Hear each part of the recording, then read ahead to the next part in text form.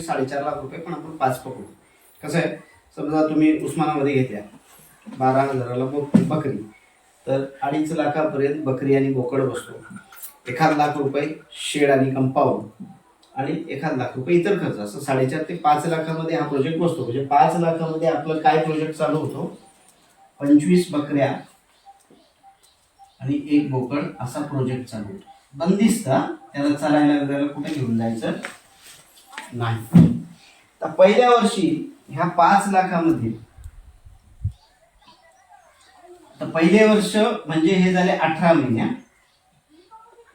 आता इथून आपलं जे वर्ष आहे ते 18 महिन्याचं आर्थिक वर्ष, हे 18 महिने.